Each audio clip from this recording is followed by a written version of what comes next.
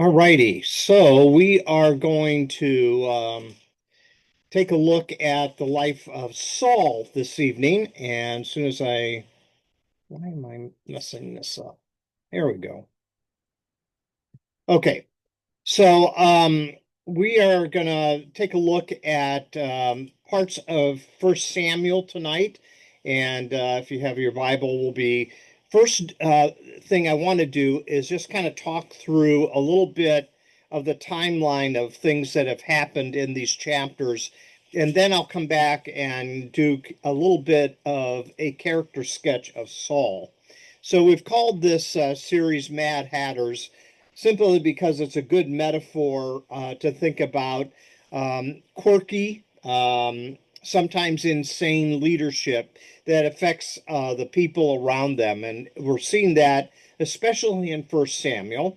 And here's our outline. Last week we talked about Eli, and he is an individual that was kind of asleep at the wheel as a priest. His sons were out of control.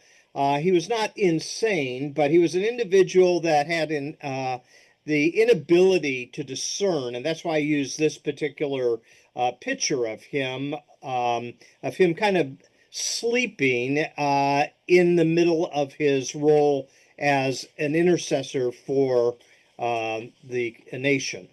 So we called him the priest who kind of nodded off. That was the first four chapters. And then tonight, I want to introduce our time to Saul by talking a little bit about what has happening historically and what is happening in particular to the leadership in the nation. Um, we were told earlier in the book that the Philistines were the arch enemies of the Israelites, and they were able to capture the ark, and they were individuals that would have a continued presence in the history of Israel. This will eventually lead to David and Goliath when we get to David's life. But these individuals were primarily situated in five city states along the coast, and they were very sophisticated, both culturally and technologically. Sometimes when we talk about the Philistines, we think that they're a bunch of barbarians. Actually, they were kind of ahead of their time in this particular episode here in Samuel. What we find is Samuel, after this story of the ark makes its circuit to the camp of the Philistines and has finally come back into the camp of the Israelites, Samuel will reappear in the text in chapter 7, and he plays an interesting role. The Philistines are basically assembling to fight the nation of Israel again. In verse 7, we're told. And there's an interesting statement that is made about Samuel as well in this chapter. Samuel is pictured as the leader of the nation of Israel in verse 6. It says, "Now Samuel was serving as leader of Israel at Mizpah." He's kind of a combined leader. He is not only a priest, he is not only an individual that is serving in the temple. He is an individual that represents kind of the political leadership as well, and that will cause some discontentment that we'll see in chapter 8. What we find is this constant threat of the Philistines, even though they had been victorious, led them to have a desire to have a king like the other nations had a king. So in chapter 7, when Samuel engages in leading the people against the Philistines, he offers up a sacrifice, and it's almost as if that's kind of the rabbit's foot for them to think that God will give them victory as long as they offer a sacrifice. And on this occasion, it does. We're told in verse 10 that there's a panic that sets into the Philistine camp, and Then Samuel will give thanks to God, and verse 12 says, in case you wondered where the phrase comes in the old hymn, Here I Raise My Ebenezer, it's right here in this chapter. It says, Samuel took a stone and set it up between Mizpah and Shen. He named it Ebenezer, saying, Thus far the Lord has helped us. Now, Ebenezer means a stone of help.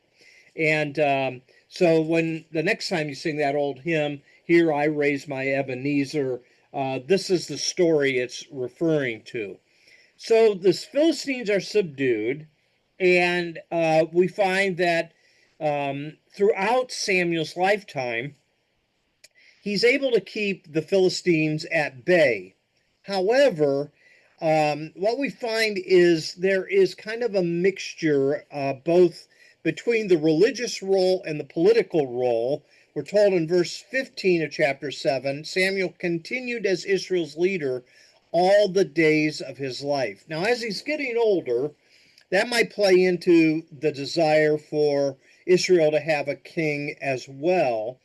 But there's another factor that we're told in chapter 8, and that is that as Eli had scoundrels for sons that misused their position and took advantage of people, Samuel, while he was a good leader, he's not a very good father. Here in verse 1 of chapter 8 says, When Samuel grew old, he appointed his sons as Israel's leaders. So he wants to pass that down. The name of his firstborn was Joel, and the name of his second Abijah, and they served at Beersheba. But his sons did not follow his ways. They turned aside after dishonest gain and accepted bribes and perverted justice. So same thing is going on. They take advantage of their position. They use and abuse people as a result of it. And between his age and between his sons, and between the threat of the Philistines always being present, the elders say in verse 4, they gather together and they say to him in verse 5, You are old and your sons do not follow your ways. Appoint a king to lead us, such as all the other nations have. Now, Samuel is going to be resistant to that. He doesn't want to give up that position. He doesn't want to give up his power. And he's going to warn them of the disadvantages of having a king. But he uses a kind of a twist here when he's talking about this to the Lord. It says here in verse 6, But when they said, Give us a king to lead us, this displeased Samuel. So he prayed to the Lord, and the Lord told him, Listen, to all that the people are saying to you, it is not you that they have rejected, but they have rejected me as their king. Now, there is some editorializing going on here. That is the opinion of the editors that are going to give to us a setup of why it's a bad idea to have a king. Because eventually, it's not just that these kings are going to use you, it's that you have rejected God as a result. Now, this really is kind of a watershed moment in the book of Samuel. What we find is they think that a king will be a more conventional way of leading the people as well as defending the people. And we find here that after the ark had been captured, they're going to continue to think of the ark as kind of their magic rabbit's foot, even in some of the chapters that come. We're told that Samuel is starting to ail because of his age. And in some ways, he hasn't done a good job of making a case for this type of leadership that he's been in to continue because his sons are scoundrels as well. The narrator is saying this is a rejection of God. However, the elders seem to be practically minded here. So that's kind of why I think there's some editorializing going on. They see the leader, he's grown old, he can't pass his leadership down to his sons. That's a disaster that's waiting in the weeds. So there is this comment that, oh, they're rebelling against God, where if you read the chapter, it seems to me that the elders here are thinking practically about the situation that they see themselves in. And so eventually, Samuel's going to come up with a reason um, of why they shouldn't have a king. In chapter 8, if you scan down, he says, here's what's going to happen. If you look at verse 11, this is what the king who will reign over you will claim as his rights. He will take your sons and make them serve as his chariots and horses, and they will run in front of his chariots. Some he will assign to be commanders of thousands and commanders of fifties, and others to plow his ground, reap his harvest, and still others to make weapons of war and equipment for his chariots. So you're going to have this workforce that is basically going to be serving all of the king's wishes. It says, he will take your daughters to be perfumers and cooks and bakers. He will take the best of your fields and vineyards and olive groves and give them to his attendants. He will take a tenth of your grain and of your vintage and give it to his officials and attendants and your male and female servants, and the best of your cattle and donkeys he will take for his own use. So you see, Samuel's really building this up. You don't need a king. You shouldn't have a king. Don't ask for a king. And then he says here, you're rejecting God. Now, what we don't know is God's perspective on this. Because does God actually want a king for Israel? Chapter 8 says no, but the rest of 1 Samuel seems to suggest yes, that this had been God's plan to give to them a type of leader that could be a model for them in following God and so forth. So we don't really know. If you ask the question, does God actually want a king for Israel? You can't answer it from this text. It appears that it's not God's first choice. However, one of the things that we note is that there's a lot of things in life that are not necessarily God's first choice, but it doesn't necessarily mean that God won't work in the process. So from this point forward, it seems as though the biblical authors are going to go out of the way to defend the kingship of David rather than going back to chapter 8 and saying, see, I told you, because actually what Samuel says here in chapter 8 about what the king will do does not happen under Saul, and it doesn't happen under David. This describes the type of rule under Solomon, the third king of Israel. So it's interesting the way Samuel answers it, and it's interesting the silence that we find at this point in terms of God pushing back on this. It seems Samuel is the one that's pushing back on this idea because he has a vested interest in the position that he's holding for himself and for his family.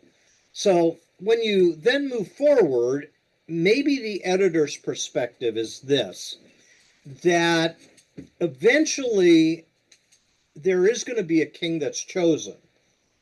But you're going to notice something.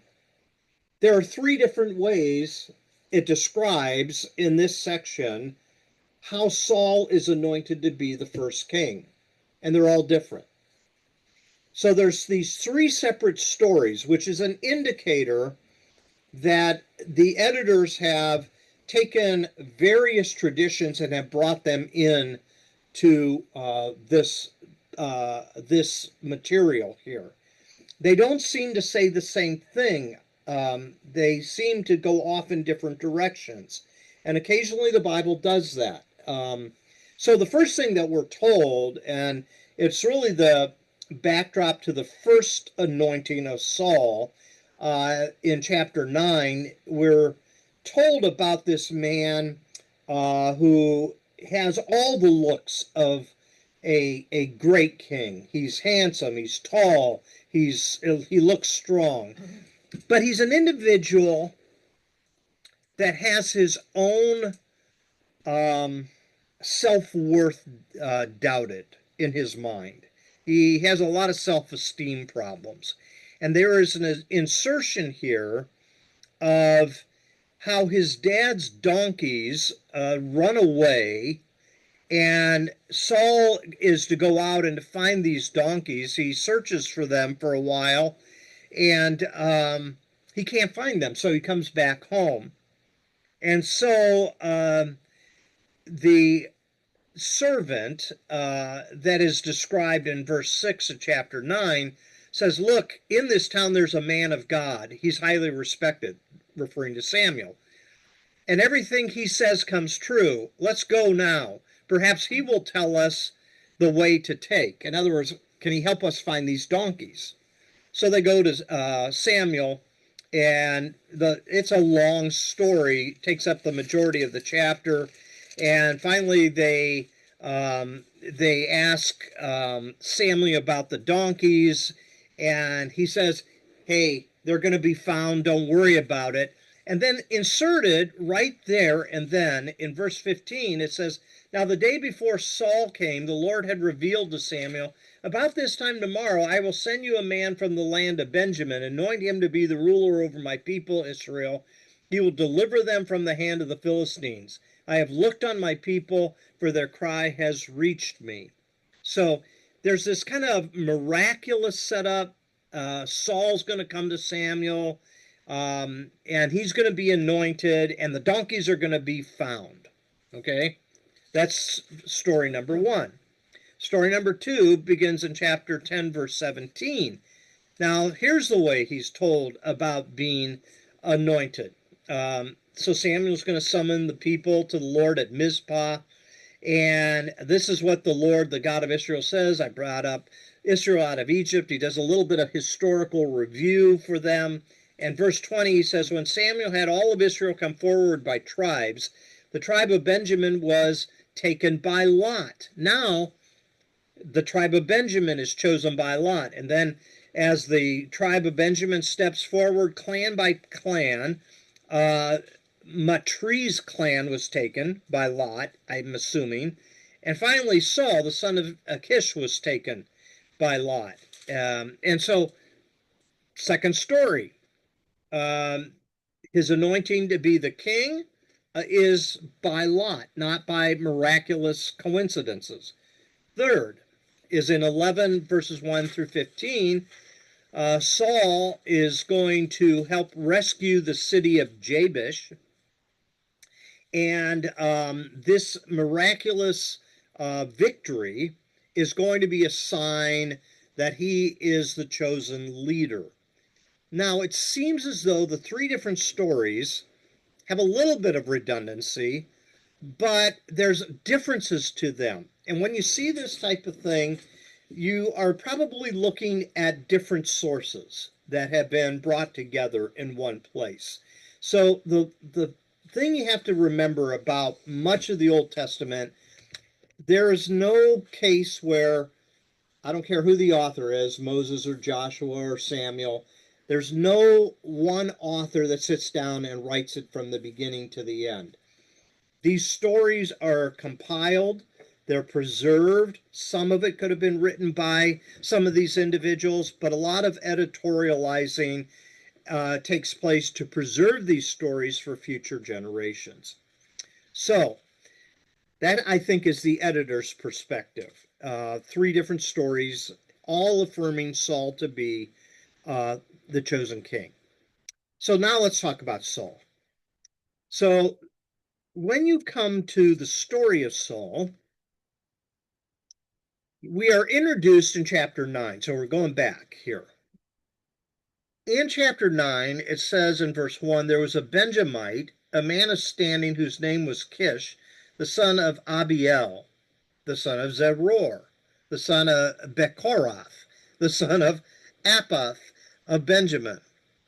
Kish had a son named Saul, as handsome a young man as could be found anywhere in Israel, and he was a head taller than anyone else." This is like grandma saying, "Oh, you are the cutest boy." There's no one like you. You're the handsomest. However, I told you the story about his father's lost donkeys. What might be taking place here is this might not be about animals.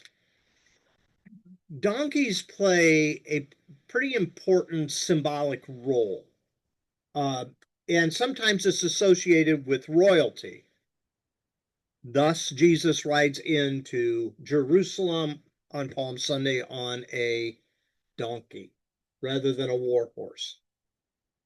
This might be a symbol of royalty. And what it might be suggesting, beyond just looking for these donkeys, is it might be suggesting here's an individual whose God's hand is upon him, and he looks the role. He looks the role. He'll be a fine leader.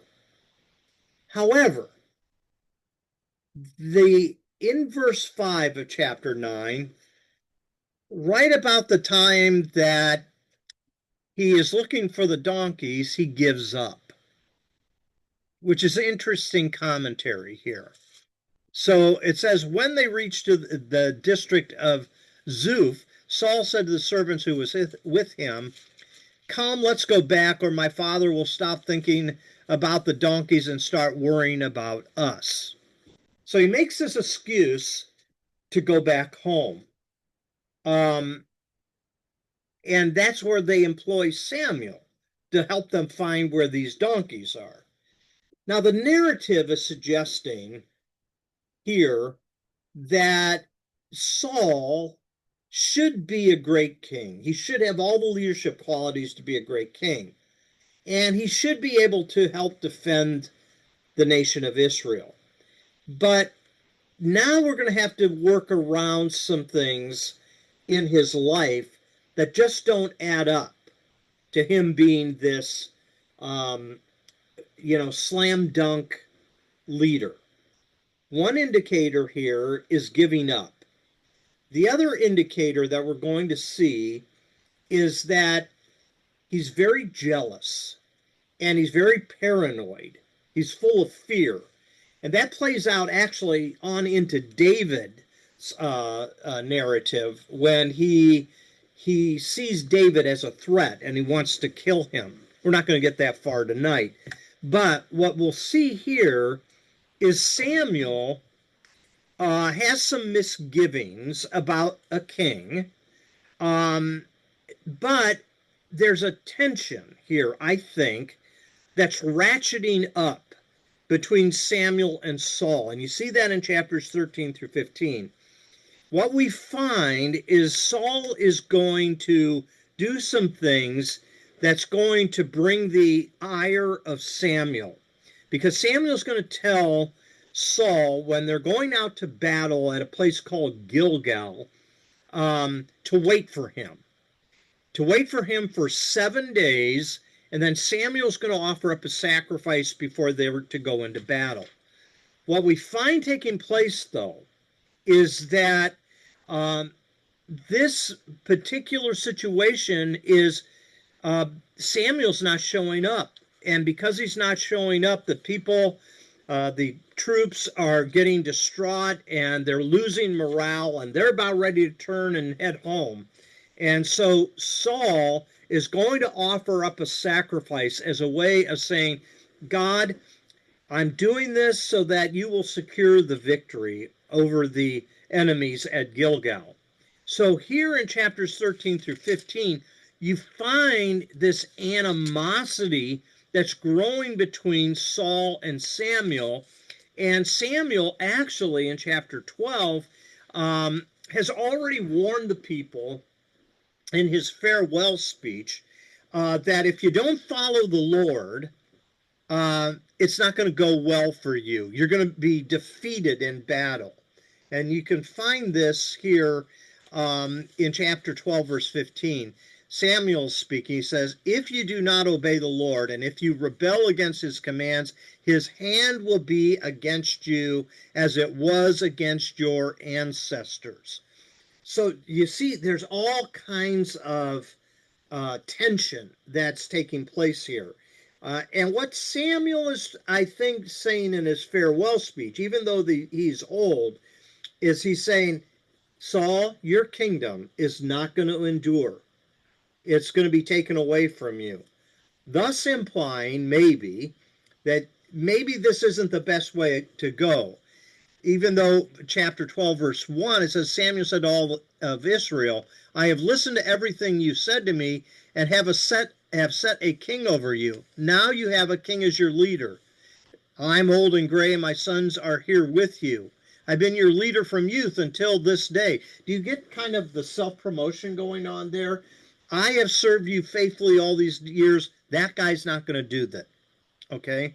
So, there's a little bit of politics going on here in this chapter. Later, Samuel is going to deliver a message to Saul, and Saul is told that he is to exterminate the Amalekites, genocide, and Saul does not obey it. He kills a lot of people, but he does not kill the king, and he does not kill the best of the flocks. And so chapter 15 kind of ends with the narrator's comment that God regretted making Saul the king. Now, again, the rest of Samuel is going to defend the kingship and monarchy under David. But because Saul was unwilling to destroy everything completely, verse 10 of chapter 15 says, Then the word of the Lord came to Samuel, I regret that I have made Saul king, because he has turned away from me and has not carried out my instructions. Samuel was angry, and he cried out to the Lord that night. And so what's taking place is there is a setup here. You're already anticipating a transition to David. Samuel is going to basically give Saul a piece of his mind, and what we find taking place is that Samuel saying, because you didn't obey the Lord, your kingdom's going to be taken away from you, and God is going to look for someone after his own heart. Now remember, that will be a phrase that's applied to David. David was a man after God's own heart. In chapter 15, verse 27, it says, As Samuel turned to leave, Saul caught hold of the hem of his robe, and it tore. And Samuel said to him, The Lord has torn the kingdom of Israel from you today, and has given it to one of your neighbors, to one better than you. He who is the glory of Israel does not lie or change his mind, for he is not a human being that he should change his mind. Now Saul, in verse 30, tries to repent. He says, I have sinned, but please honor me before the elders of my people and before Israel. Come back with me so that I may worship the Lord your God. So Samuel went back with Saul, and Saul worshiped the Lord. But what Samuel does next is he finishes the job. Samuel says, Bring me Agag, the king of the Amalekites. Agag came to him in chains, and he thought, Surely the bitterness of death is past. But Samuel said, As your sword made women childless, so your mother will be childless among women. And Samuel put Agag to death before the Lord at Gilgal.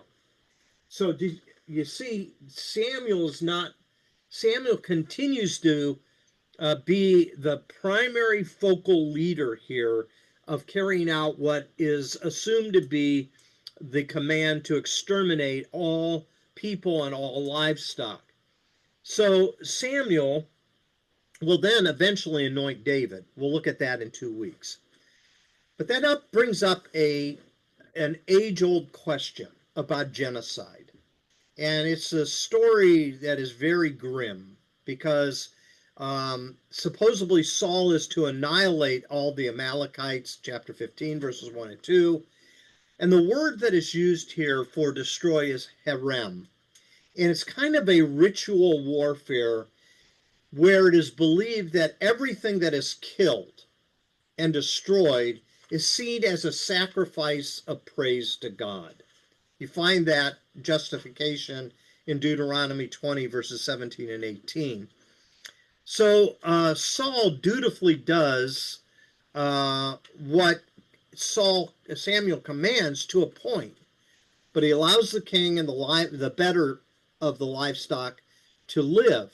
And so the chapter ends with this bloody spectacle where Samuel, it seems to be, tradition says in verse 33 here, he put to death Agag before the Lord, but tradition uh, thinks that Samuel cuts this king up into pieces so that he might be offered up as a human sacrifice.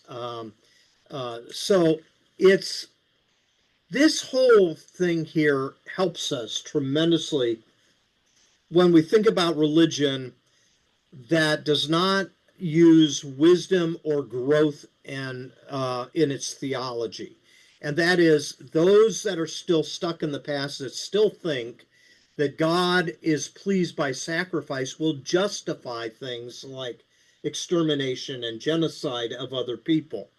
And so we see this as an Old Testament tendency, not just here, but you see it in other places in the Old Testament as well.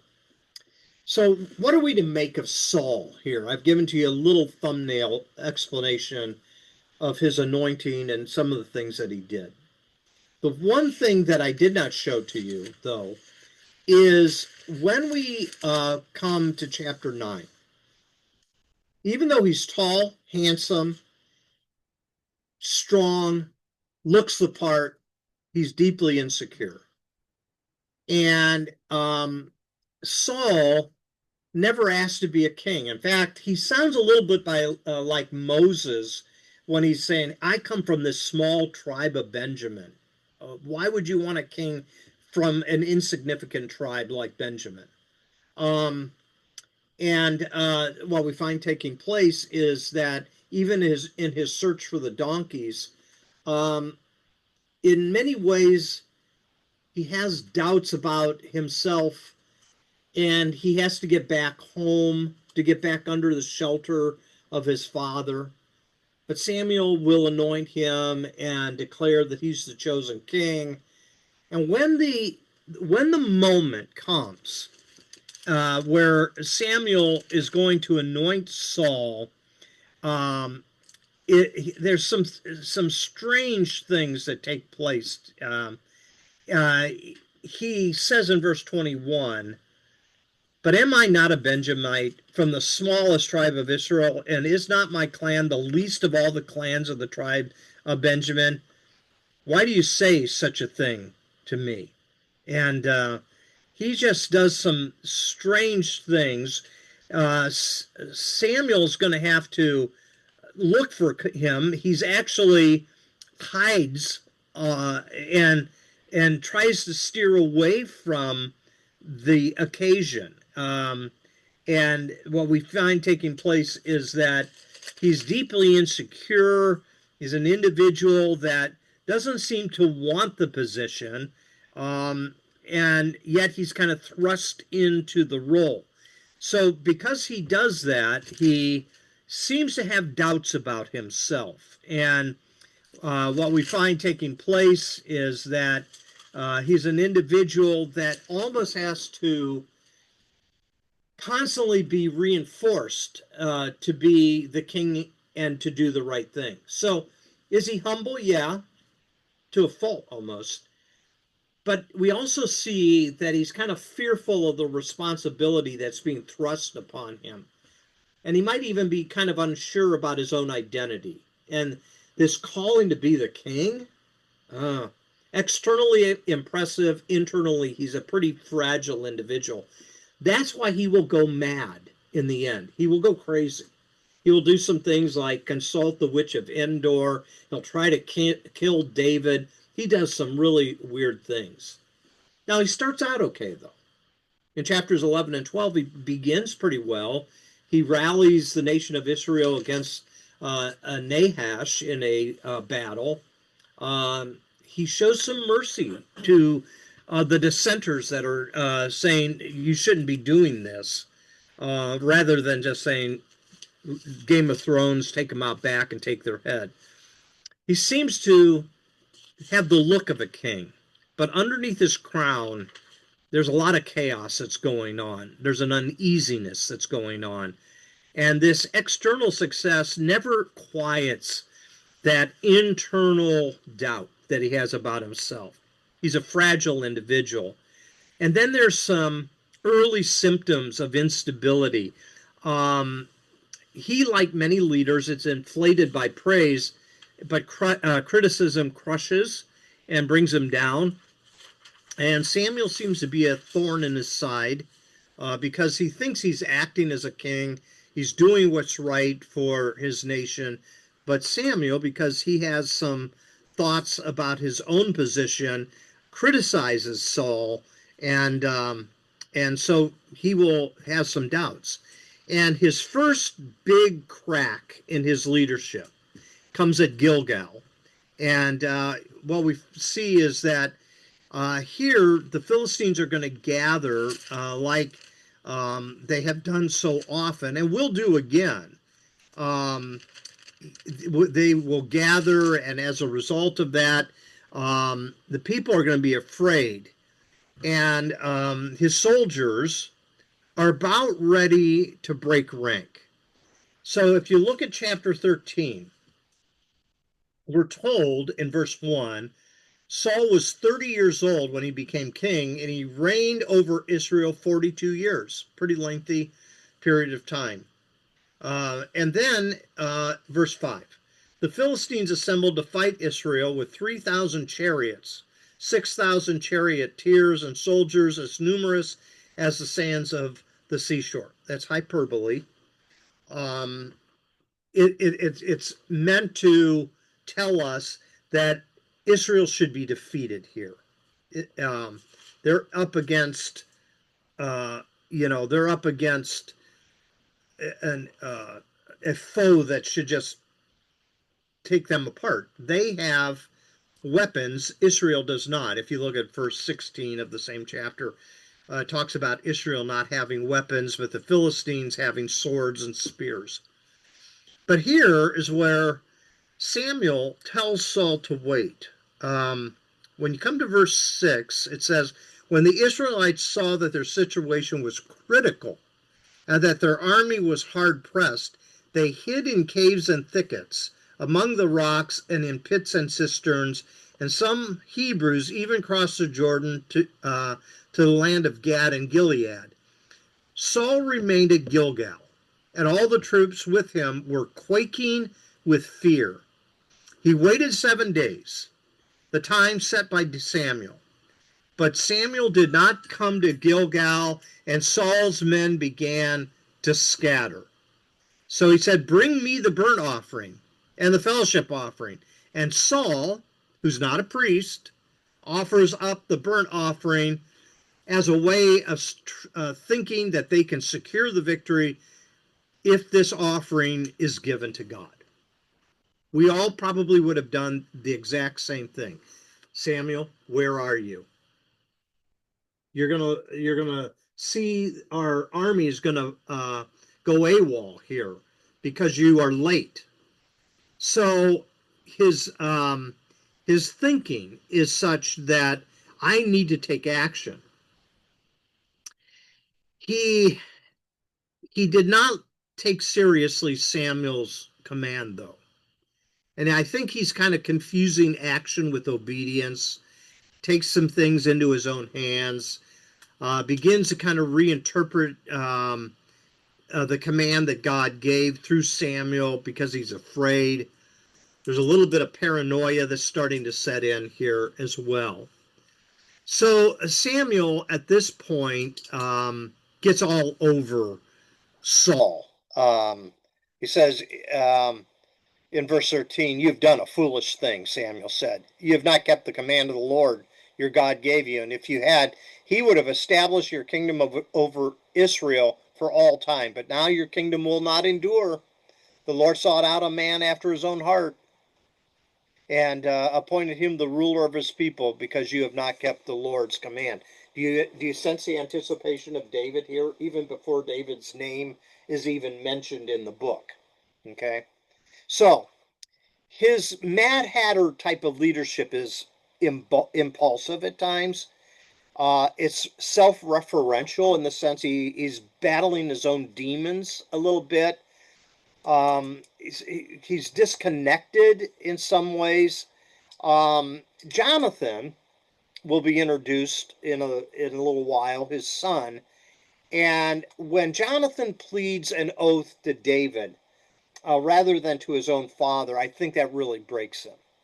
And so the chapter here, as well as moving forward, is he's a bit impetuous. He's impulsive. He makes some decisions that seem to be right, but have been told to him even before he does it that it's not the right way to do it. So Saul's madness is kind of this disorientation that he has, and he ignores the command that Samuel gave him. He will ignore it again when he doesn't uh, eradicate the Amalekites. He doesn't kill the king. He doesn't kill the animals. And so we find here very early that this whole kingship thing is going down the wrong path. And Samuel's going to kind of give the final shattering blow to Saul. Your kingdom is not going to endure, it's going to be taken from you. So here's some things that we can say about Saul. He becomes enraged. And we're just introduced to it here in these chapters.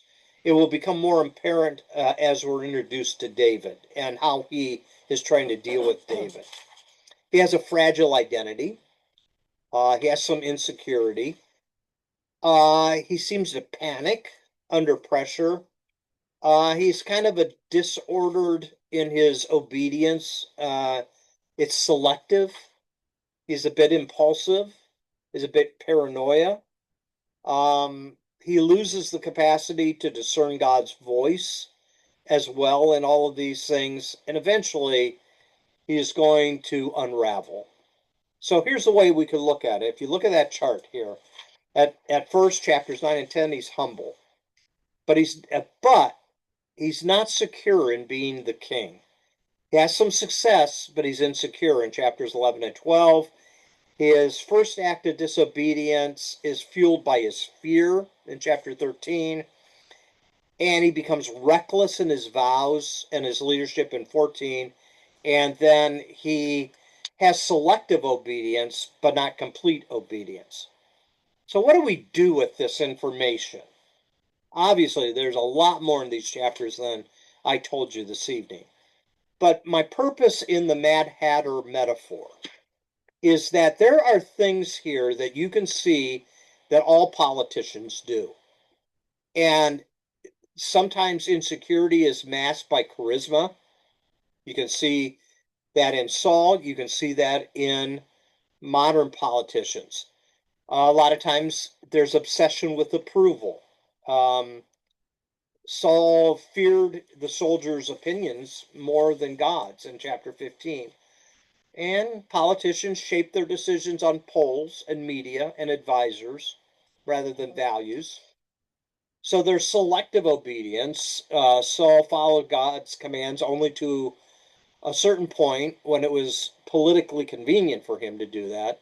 That's what leaders do as well in our day and age. Blame shifting. Oh boy. That's all we see in our politics is blame shifting. Um, Saul will blame Samuel, the people, even God, I think, for his failures. And I think the politicians do the same exact things. He has a paranoia about his rivals. He sees eventually, we didn't get there tonight, David as a threat. And we find politicians become obsessed with their rivals as well. Then sometimes there's the exploitation of religion for power. Um, Things like offering sacrifices, building monuments, those type of things. Sometimes public humility doesn't really reveal the private pride. Um, is Saul talking about himself coming from a small tribe of Benjamin? Is that really the way he felt, or is that kind of a front he's putting on? Emotional instability, mood swings. We'll get to that in chapters 18 and 19. And as a result, he kind of loses his mission to be the first king, to bring stability and justice and those type of things to his people. And it will lead to his tragic downfall. Uh, he will be killed, and along with Jonathan as well. Uh, but if you look at those things, I think there's a lot of similarities that we'll see in some of the leadership that we have in the nation of Israel with some of the leadership in our own world as well. So, having said all that, um, we'll get we'll come back to Saul again when we come to David. That'll be our next figure to look at in 2 weeks. But let's uh, let's stop our recording at this time. We'll bring everybody on screen.